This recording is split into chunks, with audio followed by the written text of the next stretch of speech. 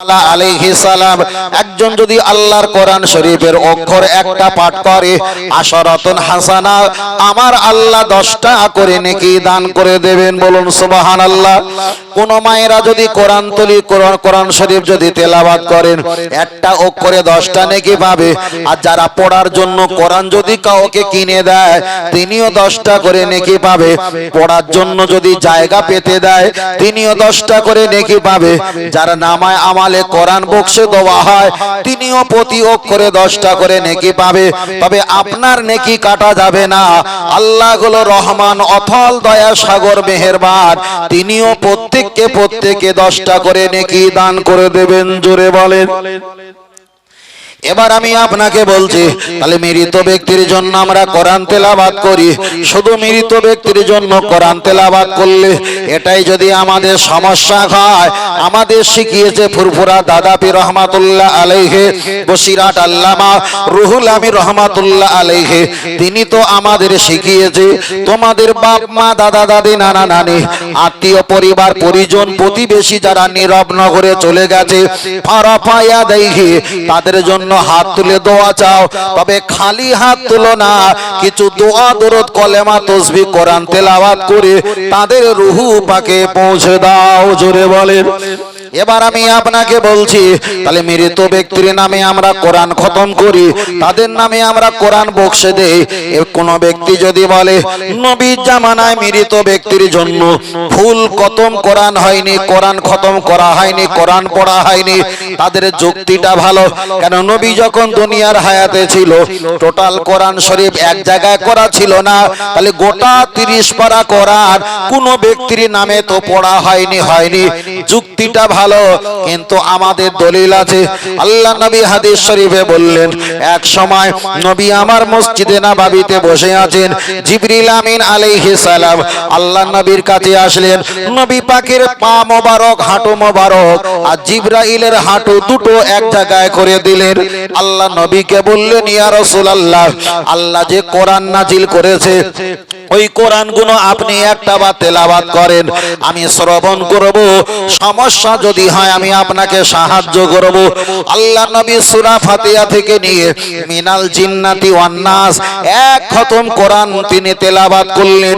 জিবরিল আমিন আলাইহিস সালাম উনি যখন চলে যাচ্ছিলেন আমার আল্লাহর রাসূল বললেন ও জিবরিল আমিন আলাইহিস সালাম, আল্লাহ একবার পড়তে বলেছেন আপনি শুনে চলে যাচ্ছেন, ওটা হবে না। আমি আপনাকে নিজের থেকে আর একবার তেলাওয়াত করে শোনাই। আর একবার জোরে বলেন সুবহানাল্লাহ।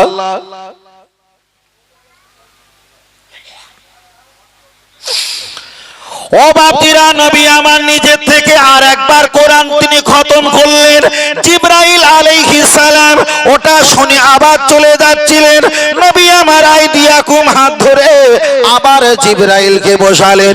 আল্লাহ নবীকে বললেন ইয়া রাসূলুল্লাহ, আমি তো দুবার কোরআন খতম শুনলাম, এবার আমি চলে যাই। নবী বললেন না, আল্লাহর পক্ষ থেকে একবার, আমার পক্ষ থেকে একবার পড়েছি আমি 2 খতম। তবে তো আমি এই খতম গুলো নিয়ে কি করব? আমি যখন ফারাফাই আদাইহি হাত তুলে দোয়া চাইবো আর তুমিও যখন আমার সঙ্গে হাত তুলে দোয়া চাও, একটা কোরআন খতম আমার পরিবারের জন্য আমি বক্সে দিলাম। আর একটা কোরআন খতম পৃথিবীতে যত উম্মাত চলে গেছে রয়েছে আগামীতে আসবে তাদের জন্য আমি দান করে দিলাম। জোরে বলে। তাহলে নবী আমার এক খতম করলেন না, আল্লাহ বলেছেন একবার করতে, নবী করেছেন 2 বার করতে। তাই ফুরফুরা পীর দাদা পীর রহমাতুল্লাহ আলাইহি আমাদের শিক্ষা দিয়েছে আনা বুইস্তু মুআল্লিমান। আল্লাহ নবী হাদিস শরীফে বললেন ও আমার সাহাবীরা উম্মতেরা, আমি হলাম তোমাদের শিক্ষক। তামাম কুল কায়নাতের শিক্ষক আমি মুহাম্মদ সাল্লাল্লাহু আলাইহি ওয়াসাল্লাম।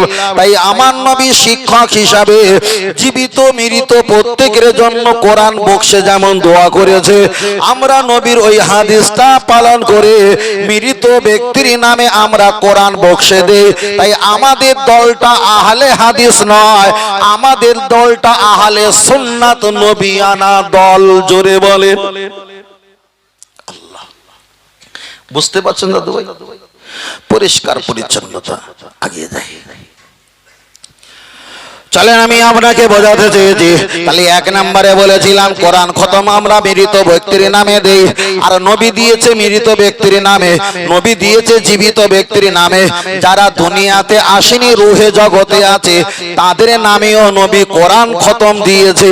তাহলে আমরা দেই এক রকম, নবী দিয়েছে তিন রকম।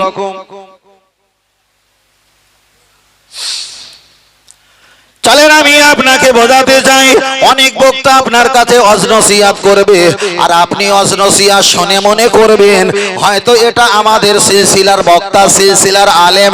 না দাদু ভাই, আপনার ধরার ক্ষমতা নেই। আপনাকে কোরআন দিয়ে ওয়াজ করবে, আপনি বুঝতে পারবেন না এটা সিলসিলার আলেম না এটা অন্য দলের আলেম। আপনাকে কখনো ধরার ক্ষমতা হবে না, হবে না। আমি আপনার কাছে একটাই কথা বলতে চেয়েছি, ওয়াজ শুনলে বুঝতে পারবে কোনটা আমাদের আসল আর কোনটাই আমাদের নকল। তো বোঝার ক্ষমতা নেই বাবু, বারবার যাচ্ছে পড়ে যাবে না। ওই কানাই স্ট্যান্ডে চটে পা পড়লে তো টানমের পড়ে যাবে।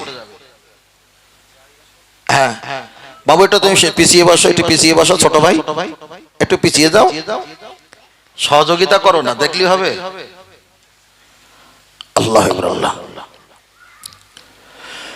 চলেন আমি আপনাকে বোঝাতে চেয়েছি, এক নম্বরে আমি আপনাকে একটাই কথা বলতে চেয়েছি, লক্ষ্য করে দেখা যায় তাহলে আল্লাহ নবীর কোরআন তেলাওয়াত সম্পর্কে আমি আপনাকে একটাই কথা শোনাচ্ছিলাম। বিষয়টা ছিল কি, আমরা মৃত ব্যক্তির নামে কোরআন তেলাওয়াত করি, আমরা জীবিত ব্যক্তির নামে কোরআন তেলাওয়াত করি। দলিলটা আমি আপনার কাছে পেশ করলাম। এবার আর একটা দলিল আপনার কাছে আমি দেই কোরআন হাদিস ইজমা কিয়াসের অনুকূলে।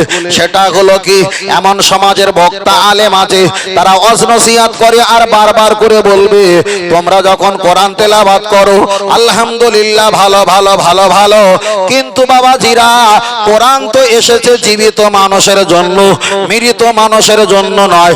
ওই জন্য বলে কোরআন তেলাওয়াত করবে তোমরা জীবিত মানুষের কাছে কোরআন তেলাওয়াত করো, মৃত ব্যক্তির নামে কোরআন তেলাওয়াত করা যাবে না।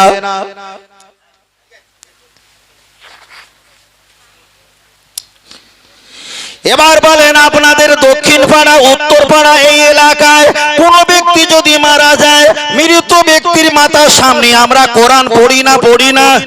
কোরআন আমরা পড়ি। আমার মা চাচিরা, বুজানেরা, আমার মেয়েরা, আমাদের বাড়ি পরিবারেরা, ওরা তো মৃত ব্যক্তির মাথার সামনে কোরআন তেলাওয়াত করেন। তার কারণ আমরা একটাবার জানি, পৃথিবী থেকে যারা বিদায় নিয়ে চলে গেছে, দুনিয়ার মায়া ত্যাগ করে যারা পরজগতে চলে গেছে, মৃত্যুবরণ করেছে, তাদেরকে আমরা অল্প সময়ে বিদায় দেব। ওই জন্য আমরা পাক পবিত্র করে গোসল দেই, আমরা তাদেরকে আতর গোলাপ মাখাই, আমরা তাদেরকে সুন্দর করে নখ হাত পা অবশ্যই পরিষ্কার করে দে। এমন শুধু শেষে নয়, কবরে যাবার নিয়ে যাবার সময় আশহাদু আল্লা ইলাহা ইল্লাল্লাহ এমন করে তাসবিহ তেলাওয়াত পাঠ করতে করতে নিয়ে যায়। তাহলে ইমানদার ব্যক্তি যদি মৃত্যুবরণ করে তাকে বিদায় দিতে হবে কি দিয়ে? দাদা পীর রহমাতুল্লাহ বসিরার হুজুর আমাদের শিখিয়েছে মৃত ব্যক্তিকে বিদায় দেবে আল্লাহর কোরআন তেলাওয়াতের মাধ্যমে, দরুদ সালামের মাধ্যমে, আল্লাহর জিকিরের মাধ্যমে। তাই কাঁধে যখন আমরা মাইয়েতকে খাটিয়া যখন নিয়ে নেই, আমরা কাঁদি আর কাঁদি আর চোখ থেকে পানি জারি করি, লা ইলাহা ইল্লাল্লাহ মুহাম্মাদুর রাসূলুল্লাহ, আশহাদু আল্লা ইলাহা ইল্লাল্লাহ।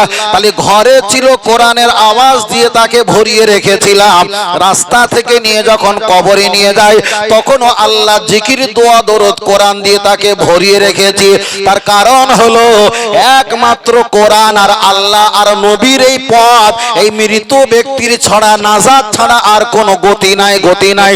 তাই যারাই বলে মৃত ব্যক্তির নামে কোরআন তেলাওয়াত করা যাবে না, ওরা নামে আমাদের কাছে মুসলমান বলে সামনে আছে, কিন্তু পিছনের দিকে তাকিয়ে দেখো ওরাই তো আমাদের জাহান্নামে দেওয়ার টেন্ডার দায়িত্ব নিয়েছে। চলেন আপনার কাছে আমি প্রসঙ্গটা লম্বা করে বলি, আর একটা বার আগিয়ে চলে যাওয়া যাক। লক্ষ্য করে দেখা যায় তাহলে মৃত ব্যক্তির নামে আমরা কোরআন তেলাওয়াত করি, মৃত ব্যক্তির জন্য আমরা দোয়া দরুদ করি, তাদের জন্য সবরেসানি করি। আল্লাহ নবী একটা হাদিস শরীফে বলেছেন, আর তোমরা যখন রাস্তা দিয়ে চলে যাবে আর কবর যদি দেখতে পাও তোমরা সালাম দেবে, আসসালামু আলাইকুম ইয়া আহলাল কবুর ইয়াগফিরুল্লাহু লানা ওয়া লাকুম আনতুম সালাফুনা ওয়া নাহনু বিল আসর উপহার।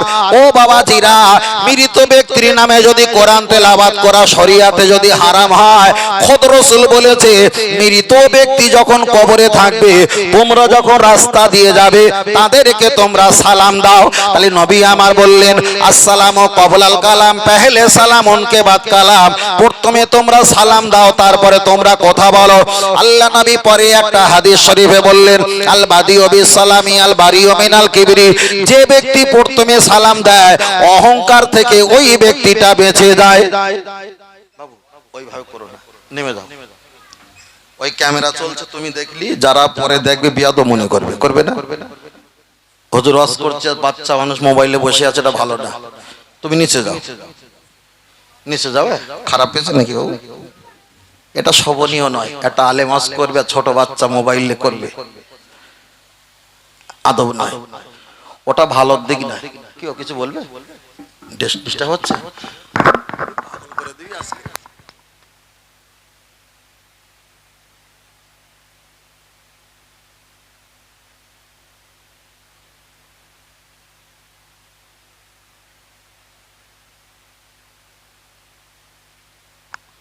ঠিক আছে, আর অসুবিধা হবে না তো? দেখিস, চলেন আমি আপনাকে বোঝাচ্ছিলাম, লক্ষ্য করে দেখা যায় তাহলে মৃত ব্যক্তির আমরা সালাম দেই না, দেই না? সালাম আমরা দেই। এবার বলবেন হুজুর তাহলে মৃত ব্যক্তির কোরআন তেলাওয়াত আপনারা করেন, মৃত ব্যক্তি শুনতে পায় কিনা? মৃত ব্যক্তি যদি শুনতে না পায়, তাহলে রাসূল তো বললেন মৃত ব্যক্তিকে তোমরা সালাম দাও, সালাম দাও। আমরা কবরের কাছে গিয়ে সালাম দেই। এবার চলেন একটা হাদিস পড়ি। হাদিস সদা বুখারী শরীফে এসেছে, এক সময় নবী আমার যুদ্ধের ময়দানে চলে গেলেন।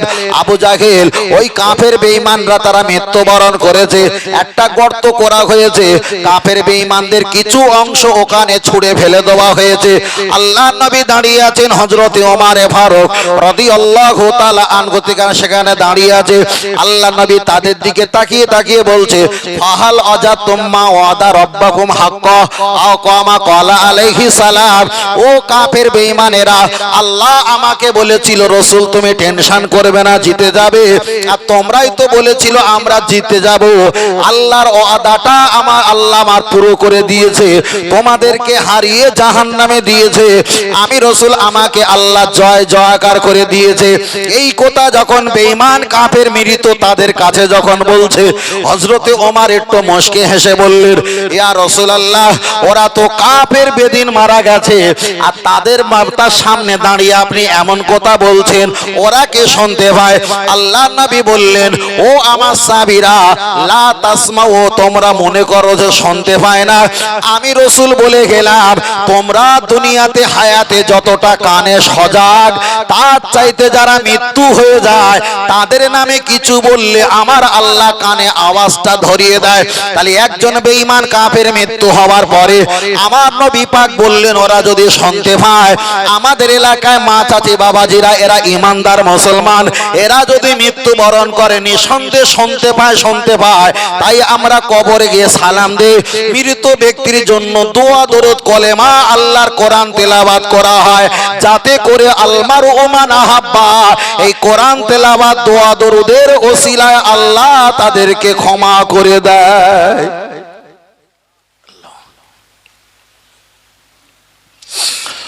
ও আমার জওয়ান যুবকেরা, চলেন আমি আপনার কাছে বলছিলাম বিষয়টা শুধু মৃত ব্যক্তির জন্য। আমি আপনার কাছে যতক্ষণ বলবো কোরআন আর হাদিস দিয়ে চেষ্টা করব আমি সঠিকটা বলার জন্য। একটা বার আগিয়ে চলে যাওয়া যাক, তাহলে তাদের নামে আমরা বক্সাই। এবার আপনার কাছে আর একটা কথা বলি, মৃত ব্যক্তির নামে কোরআন তেলাওয়াত করা যাবে কিনা? অবশ্যই যাবে, অবশ্যই যাবে। তার কারণ হলো হাদিসটা ইবনে মাজাহ শরীফে এসেছে। আল্লাহর নবী বললেন সাহাবীরা, তোমাদের বাপ মা দাদা দাদি নানা নানি আত্মীয় পরিবার পরিজন দুনিয়া থেকে যারা নীরব নগরে চলে গেছে, তাদের জন্য তোমরা ফারাফা ইয়াদাইহি, হাত তুলে তোমরা দোয়া চাও, তাসবিহ তেলাওয়াত কোরআন তেলাওয়াত করো। আল্লাহ নবীকে বললেন হুজুর আমরা কি কোরআন তেলাওয়াত করব? নবী বললেন কোরআন তেলাওয়াত করো। হুজুর কোন অংশ আমরা পড়ব? কোরআনে তো অনেক অংশ আছে। নবী বললেন যে অংশ পারো সেই অংশ পড়ো। নবী নবীকে বললেন হুজুর আপনি একটা অংশ শিখিয়ে দাও। আল্লাহ নবী বললেন পারো যদি সূরা ইয়াসিন পড়ো, পারো যদি সূরা মুলক তোমরা পাঠ করো, তাবারাকাল্লাযী বিয়াদিহিল মুলকু ওয়া হুয়া আলা কুল্লি শাইইন কাদির, এই সূরাটা যদি মৃত ব্যক্তির কবরের কাছে তেলাওয়াত করা যায়, নবী বললেন 40 দিন পর্যন্ত ওই কোরআন তেলাওয়াতের বরকতে মৃত ব্যক্তির কবরে আযাবকে আল্লাহ মাফ রেখে দেয়।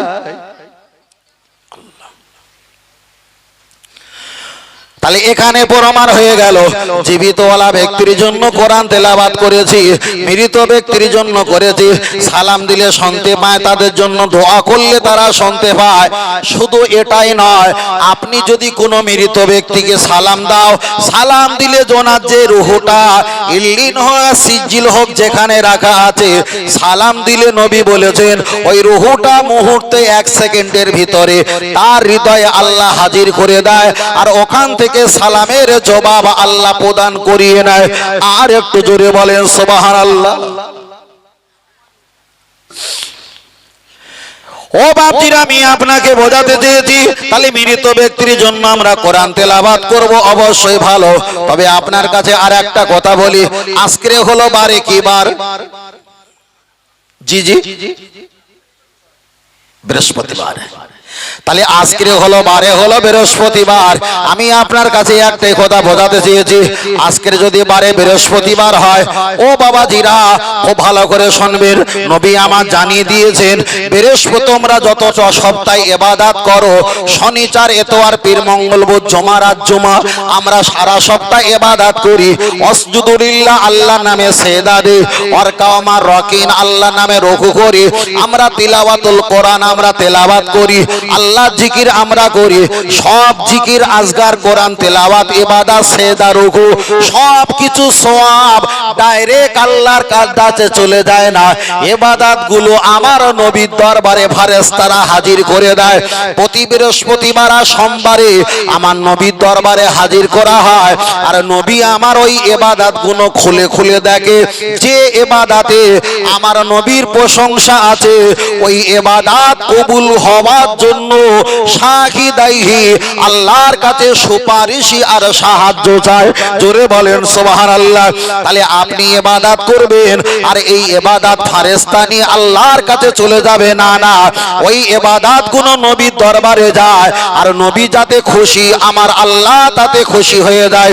তাই আমরা ফুরফুরা দাদাবি রহমাতুল্লাহ আলাইহি, বসিরাট রহমাতুল্লাহ হুজুরের মতপথের মানুষ, হাওড়া হুগলি মেদিনীপুর 24 পরগনা, পুরুলিয়া বাঁকুড়া দিনাজপুর আহমেদাবাদ নাগপুর কানপুর শিলচর গুয়াহাটি আসাম ত্রিপুরা বিভিন্ন রাজ্যে জেলায় গেলে একটাই কথা বুক ফুলিয়ে বলি, আল্লাহর ইবাদত নবীর মোহাব্বত কোরআন তেলাওয়াত মা বাপের খেদমত কোরআন হাদিসের অনুকূলে একটাই দল জান্নাত, ওই দলটার নাম হলো আহলে সুন্নাতুল জামাত। জোরে বলে।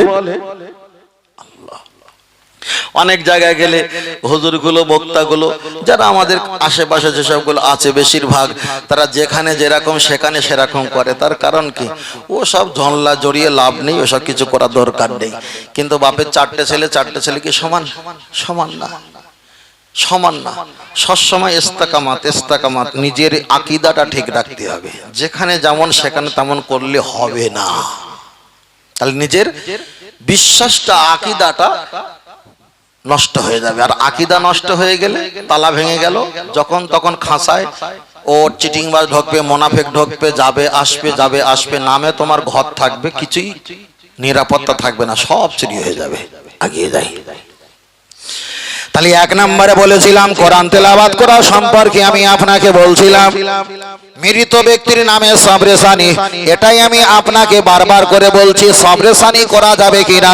এবার আপনাদের এলাকায় হোক উত্তর পাড়াহার ও হোক দক্ষিণ পাড়ায় আপনাদের এলাকায় কোনো ব্যক্তি যদি মৃত্যুবরণ করে, এলাকার কোনো আলেমা হুজুর হোক আর মুফতি হোক আর মুহাদ্দিস হোক আর ইমাম হোক নামাজি হোক আর পরহেজগার হোক, একবার এসে বলবে দাদু ভাই কলমা খানি খবরদার করো না, মানুষকে খাবিও না, কলমা খানি খবরদার করো না, কল্পটা তোমরা করবে না।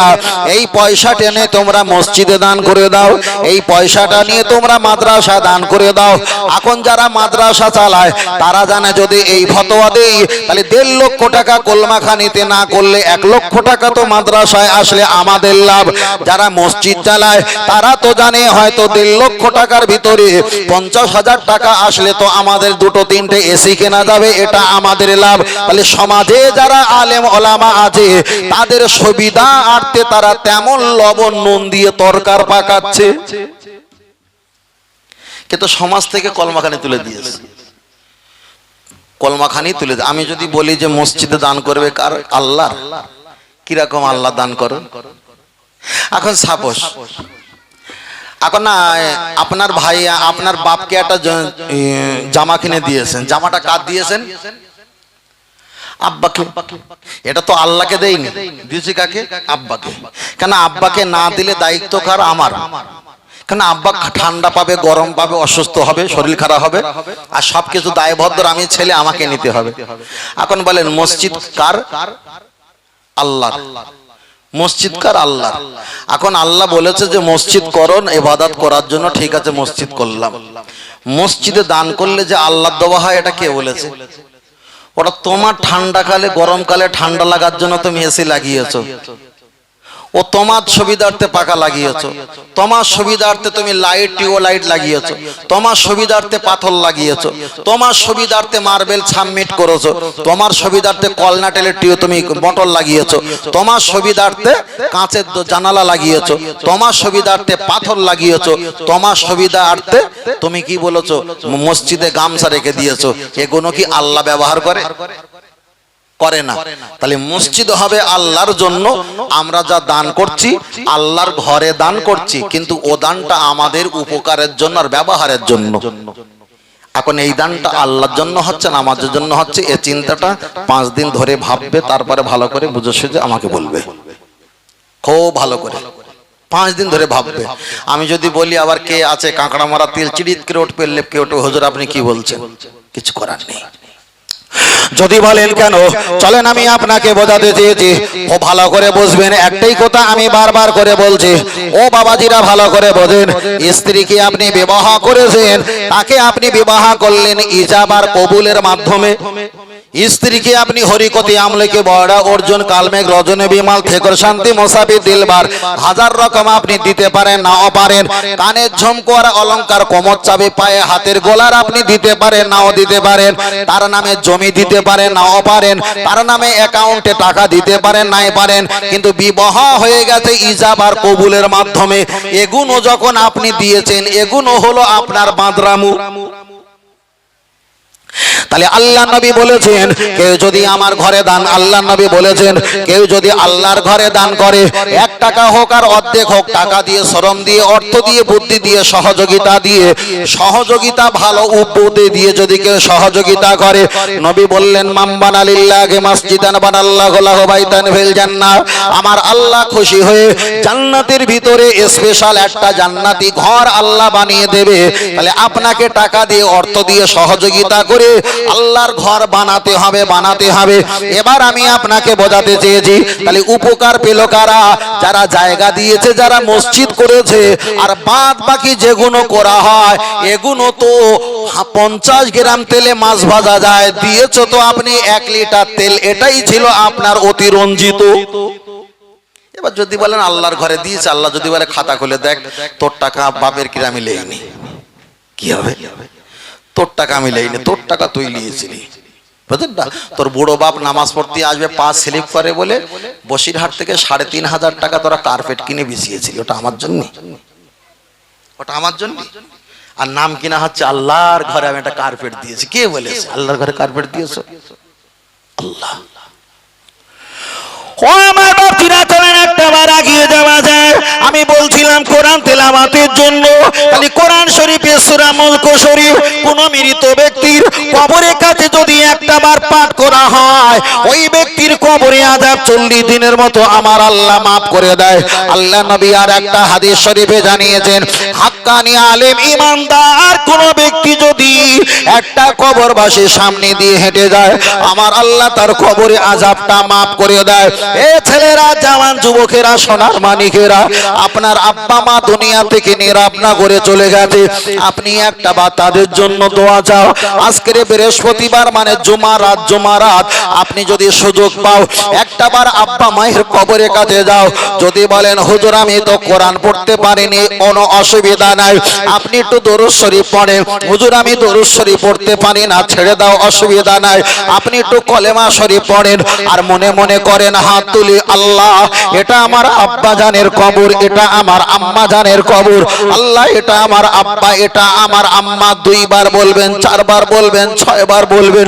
বলতে বলতে কলবে মায়া মমতার একটা ধাক্কা শুরু হয়ে যাবে। আপনার ওই ধাক্কার বিনিময়ে চোখ থেকে পানি জারি হয়ে যাবে। তাই আব্বার কবরে যদি জাহান্নামের আগুনটা প্রজ্বলিত অগ্নি দাও দাও করে জ্বলে, তাম পৃথিবীর মানুষ হাত তুলে দোয়া করলে কবুল নাও হতে পারে। এই সাধারণ ছেলে, মূর্খ ছেলে, কিছুই জানে না, আল্লাহর নামে যদি একটা বা দুখানি হাত তুলে মা মা আব্বা আব্বা করে যদি কান্নাকাটি করে, আমার নবী হাদিস শরীফে বললেন লা ইয়ালিজুন নারা বাকা মিন খাশিয়াতিল্লাহ, ওই সন্তানের মা মা আব্বা আব্বা ডাক আর চোখের পানির বিনিময়ে আমার আল্লাহ তার মুরব্বির কবরে আযাবকে মাফ করে দেবে। আর একটু জোরে হবে না? তাই আমি বারবার করে আপনাকে বলছি, একটু আব্বা মায়ের কবরটা জিয়ারত করবেন। ও বাবাজিরা, এবার আপনি হয়তো বলবেন হুজুর এখান থেকে আমার আব্বা জানের পুরনো বাড়ি, আমাদের পুরনো বাড়ি হলো 10 কিলোমিটার দূরে, প্রতিদিন যাওয়া সম্ভব নয়, আপনি সপ্তাহে যান, মাসে যান, 15 দিনে যান। এবার অনেকে বলবে হুজুর এখান থেকে মক্কা মদিনা শরীফ 8500 কিলোমিটার রাস্তা, এখান থেকে যদি দোয়া করলে মক্কার মদিনা শরীফ যদি সওয়াবটা পৌঁছে যায়, আমার আব্বা 5 কিলোমিটার দূরে আছে, 2 মিনিট রাস্তা দূরে আছে, এই তো পাঁচিলের কোলে আছে, এখানে কি হাত তুলে দোয়া করলে দোয়া হবে না? অবশ্যই হবে। 8500 রাস্তা কিলোমিটার দূরে আমার নবী সাহাবা আজমাইনদের যদি সওয়াবটা পৌঁছে যায়, তোমার আব্বার রূহ পাকে সওয়াবটা পৌঁছাবে। কিন্তু আপনি কি একটাবার মায়া দেখাবেন না, হিসাব করবেন না? নবী আমার নিজের আম্মাকে বললেন, আম্মা সন্ধ্যাবেলা অনেকের আব্বা এসে ওদেরকে কোলে করে কাঁধে করে ঘাড়ে করে নিয়ে চলে যায়, আমি বসে থাকি মোহাম্মদ আমাকে নিয়ে যাবার মতো কেউ নেই, আমার মনটা খারাপ লাগে। আম্মা একবার কি আমার আব্বা আসবে না? মা আমিনা বর্ণনা করলেন, তোমার আব্বা আসবে কিভাবে বেটা? তোমার আব্বা এমন একটা জেলখানা ধরা পড়েছে, ওখান থেকে বাহার হয়ে আসা অসম্ভব। আমার নবীকে 2 দিন 5 দিন অনেক দিন বোঝায়, আর নবী বুঝ মানে না। উম্মে আয়মানকে সঙ্গে নিয়ে দয়ার নবী নিজের মাকে নিয়ে আব্বা দেখাশোনার জন্য চলে বার হয়ে গেলেন। একদিকে মা চললেন, একদিকে উম্মে আয়মান চললেন। আমার দয়ার নবী আনন্দ করতে গেলেন, চলেন আমার আব্বার সঙ্গে দেখা করব। মা আমিনা বর্ণনা করলেন, আমি বসে বললাম, আমার ছেলেকে বললাম, ও বেটা মোহাম্মদ, ওই যে উঁচু মাটি দেখা যায় ওটাই হলো তোমার আব্বাজি, তুমি একটা বার যাও। দয়ার নবী আমার নিজের আব্বা জানের কবর মোবারকটা জড়িয়ে আব্বা আব্বা আব্বা বলে কান্নাকাটি করলেন। আসার সময় দেখলেন মা হারালেন, একদিকে বাপ একদিকে মা। ও বাবাজিরা, বিষয়টা আমি ওটা বলছি না, তাহলে দয়ার নবীর আব্বাজি বিদায় নিয়েছে, নবী সঙ্গে করে নিজের মাকে নিয়ে আব্বা জানের কবরটা জিয়ারত মানে দর্শন করতে গেছে। অনেক হুজুর বলবে তোমার আব্বার কবরের কাছে যাওয়া লাগবে না, এখানে দোয়া করো হয়ে যাবে। কথাটা সত্য, নবী নিজের আব্বার কবরে গেছে। আমরা তো পৃথিবীর সারা জায়গা কম বেশি ঘোরাফেরা করি, সাইকেল বাইক হেঁটে উঠে, একটু সময় নিয়ে আব্বাজির কবরের কাছে যাবে। আর আব্বাজির কবরের কাছে সন্তান যদি দোয়া চায়, ওই দোয়া আমার আল্লাহ খুশি রহমত করে কবুল করে তোমার আব্বা মায়ের জিন্দেগির গোনা তুমি সন্তানের আওলাদের খাতিরে আল্লাহ মাফ করে দেবে। আর একটু জোরে হবে না? কিন্তু বন্ধ হয়ে যাচ্ছে আমাদের সমাজে, যায় না? বন্ধ হয়ে যাচ্ছে। দোয়া এখানে করে দিলে হুজুর তো যাবে না, হুজুর দোয়া করে দিলে এখানে। ওই বলছিলাম টাকা মসজিদে দাও, মাদ্রাসা দাও, কলমাখানি যেমন বন্ধ, তারপরে কবরের কাছে যাওয়াও। সেই সাবে বেড়াতে সময় আমার আব্বার কবর আছে এখানে, যখন দেখবো ওই 10 ভাইয়ের কবর জিয়ারত করছে, ওখানে আমি যাব না। ওরা যখন আসবে তখন চুট করে দরজা থেকে খুলে বার হয়ে বলবে, ইমাম সাহেব এই কবরটা জিয়ারত করো। ও সব জায়গায় গেল না, নিজেরটা গেল। পরিবেশটা উল্টো। 20 বছর আগে দেখেন এলাকায় কবর জিয়ারত হতো সারা রাত ধরে, আনন্দ আর আনন্দ, তকবীর আর তকবীর। আর এখন সব নিরান্দন। তাহলে এত ওয়াজ বাড়লো, এত জলসা বাড়লো, এত আলেম ওলামা বাড়লো, মাদ্রাসা 4 তলা 5 তলা, মসজিদ 3 তলা 4 তলা, কই কবর জিয়ারতে শূন্য কেন? তার কারণটা কি? তারা নিজের স্বার্থে বক্তব্য দিয়ে পকেট ভারী করেছে, আমার বাপ মার কবর জিয়ারত থেকে আমাদের ছেলেদেরকে দূরে সরে রেখেছে। কষ্ট পাচ্ছেন নাকি বাবু? স্বার্থ স্বার্থ, যা সেই বক্তব্য স্বার্থে চলছে।